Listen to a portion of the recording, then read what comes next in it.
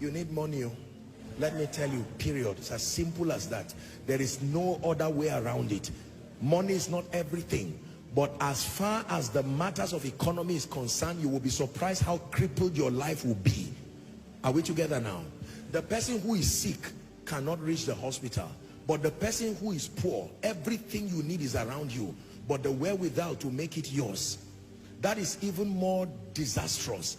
If you bring something for a sick person to eat, the person may not have the energy. So it's not an issue of, is that the appetite is not there.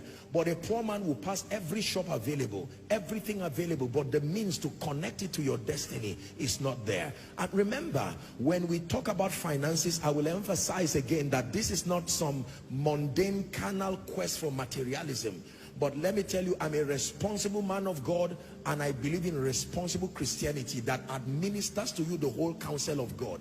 Anyone who tells you to downplay the relevance of finances is joking, first with himself and then you. Are we together? The name of Jesus Christ is very heavy. It takes financial resources to take it high enough for the nations to see.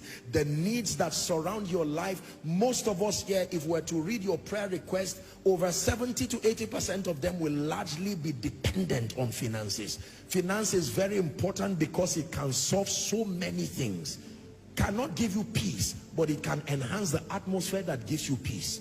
Let me tell you, one of the reasons, one of the ways you become a peacemaker on earth is to have the means to give to Caesar what belongs to Caesar and give to God what if you are owing Caesar, doesn't matter your relationship with God, as far as Caesar is concerned, the tribute collectors will come to disgrace you.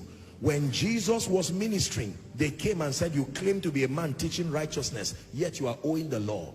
So you must know how to give to Caesar what belongs. Jesus acknowledged that there are some things that belong to Caesar. I want to pray for you.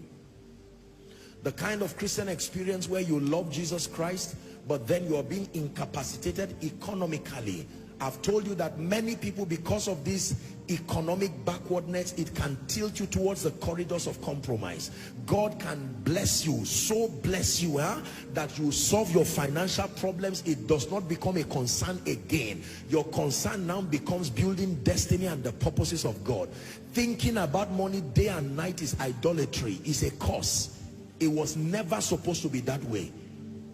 There is nobody, an intelligent God will not design a human being to be obsessed and thinking about money, because what you think about, that worry, is a kind of worship. Are we together? It says, let the words of my mouth and the meditations of my heart be acceptable. Many believers love the Lord, but this finance thing, especially within the, you do not want to compromise your faith, but then it must finance. Listen, until you know how to force finance to answer, especially co-laborers, those who are in ministry here, listen to me. In all you're getting, trust God for grace to sort this money thing once and for all. This is not an issue of pride. This is until that is solved, I guarantee you there is a kind of concentration you will never have as far as destiny is concerned. Are we together? Yeah. The absence of finance is one of the biggest sponsors of compromise, even in our world today. Many people who love the Lord are forced to bend over and compromise.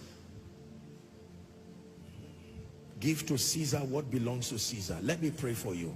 In the name of Jesus. It says, having obtained help from the Lord, I continue to this day. I pray for someone. The dimension of wealth you have not seen, I call upon my God, the God of Jeshurun, the one who rides upon the wings of the wind. May my God surprise you.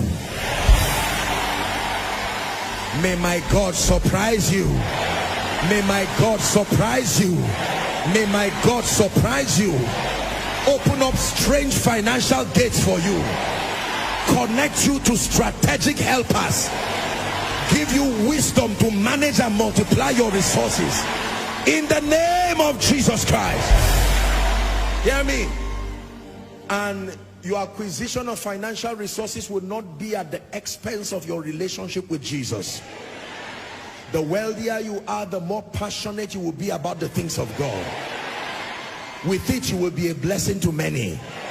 With it you will be a blessing to yourself. Listen, I'm not praying for you for money to just buy tea and bread. You don't need my prayer for that to happen. Just be valuable. I'm praying for you to become a trustee of the wealth of the kingdom. Receive it in the name of Jesus Christ. Thou hast caused men to ride upon our heads. We walk through water and through fire, and thou broughtest us into a wealthy place. A man can be helped by God. May that be your portion.